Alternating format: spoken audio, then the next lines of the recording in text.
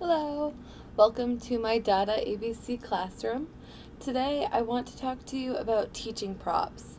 So these are separate from technical props, which I will discuss in another video, such as a webcam if you would like to purchase an external webcam, headphones, that'll be in my next video. But today I just want to talk about the props you will use to help you teach. Some things you might want to have on hand prepping for your demo or for your mentor session demo. First thing, I'm going to do a top 5 list, and I think the first thing are flashcards.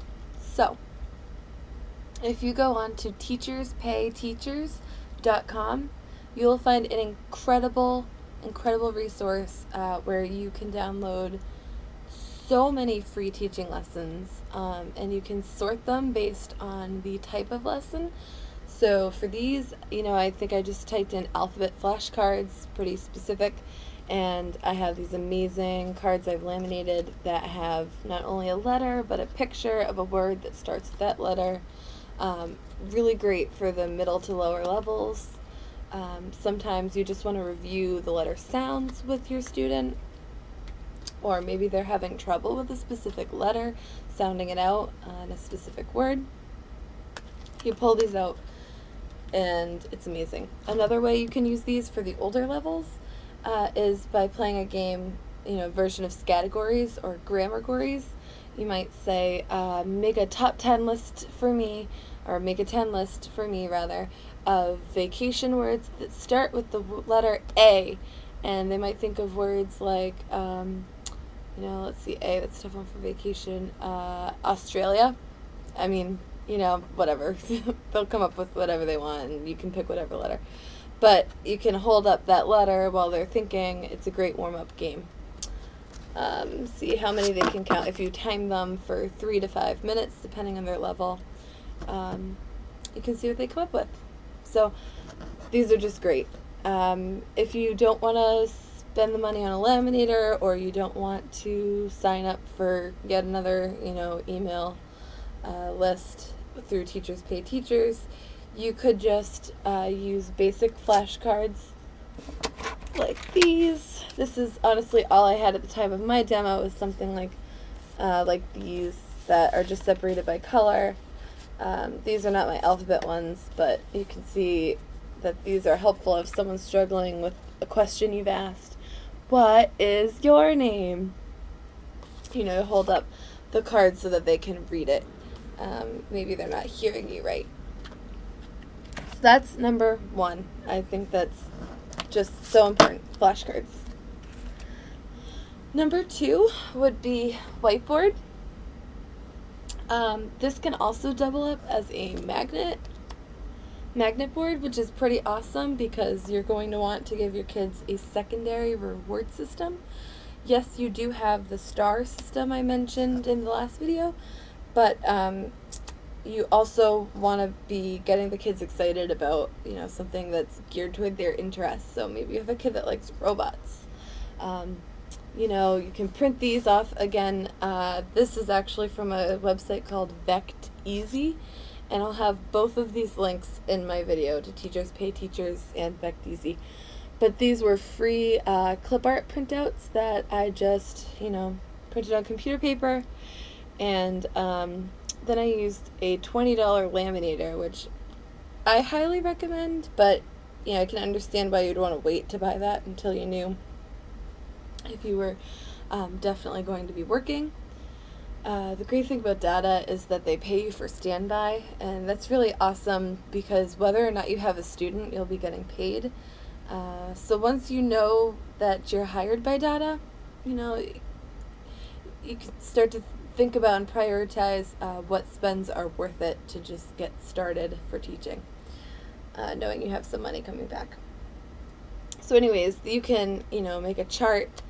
Like, I have this baking sheet, which I would add to my list, but you could easily replace it with the whiteboard, and then you're covering, 2 awesome props with 1 item. So this is a baking sheet. I just printed off a grid here, and I made a little star border to reinforce the stars they're getting in their portal. And then you can just take these little print offs, and each time you're awarding a star, maybe they finished a slide or they worked on something really challenging, they worked through it themselves. Just keep adding the little characters, and they love to do this. They love to see, more characters getting added on, and, then, you can show them, great job, look at what you built with all your answers. So, I will also post the grid that I made here with the star border in the files.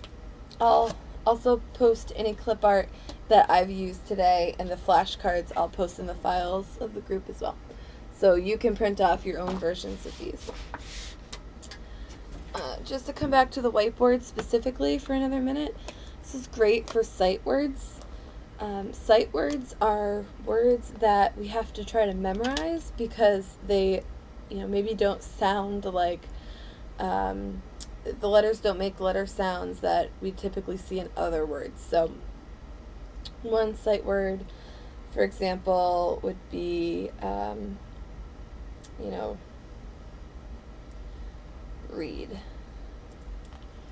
So they can see read, and it's considered a sight word because the EA sound is a little bit different than how they might have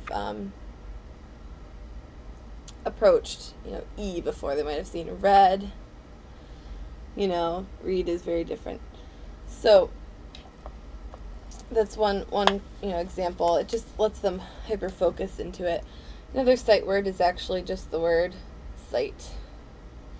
It's kind of it is a different form. It's the long form of I, and G and H are silent there. Just words that might be tricky that they couldn't really pronounce based on previous rules the first time. So whiteboards are great. So kind of counted that as two things, a magnet board and a whiteboard, but like I said, if you get a whiteboard, you're just knocking off two birds with one stone. Okay. Another really cool thing, this is another robot, but is just to have some kind of puppet to use as a speaking tool. So you can get the kids talking or get them to be a little silly if you think maybe class is getting a little boring. You can tell them, read this like a robot now, please. And then they can speak to you back in robot and read the same passage but liven it up a bit. So this is just a simple one you can print off, again, from the internet using the same VecDZ website that I spoke about. And I just taped it to a popsicle stick. Simple. And they love these.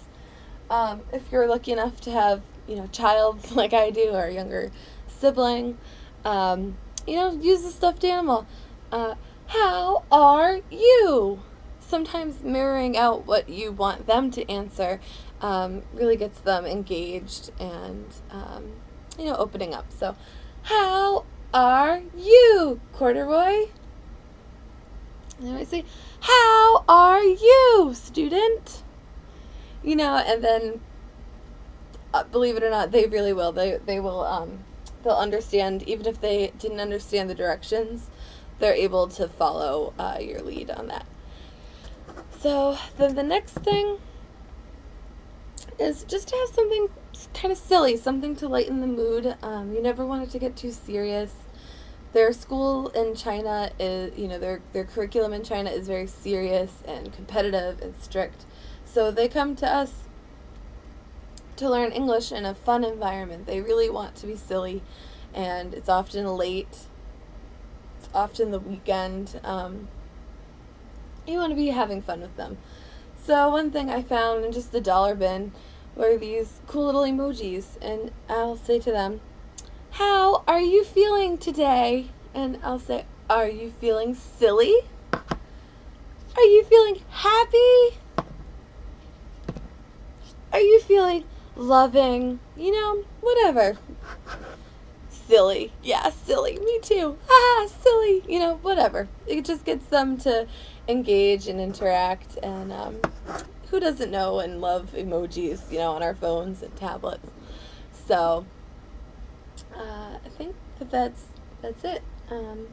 So just to review, that's flashcards, whiteboard, magnet board, a puppet, some kind of prop that you can use to speak to kind of model out, the actions that you want them to repeat. And the fifth item being just something silly, something, maybe cultural that they can laugh at and connect with, something really universal. Don't overthink it. It can be really simple. Forgot to say these are also Velcro, so I can stick them to my board and keep it up there once they tell me how they're feeling. And I guess I could always have a sad emoji and then work on making them happy by the end of class. I hadn't thought of that. That's really it. And things that are extra, like a chalkboard. I use it a lot for vocab words, just to highlight important words from the lesson. But at Data ABC, you can be booked with pretty short notice for a class. So I don't say that to scare you. I just say that so that you want to have these kinds of silly things ready that you organize by level, so that if you're working with a low-level student, you want to have your friend Corduroy here. They may need some help understanding directions, answering questions. If you have kind of an intermediate student, you might want to have your robot. Can you say that in robot? Just connect with them where they are. But just have fun with it and make it your own. Pick things that reflect your own teaching style and your own personality. I hope that this has been helpful. Please look for those links that I have posted in the comment section of this video.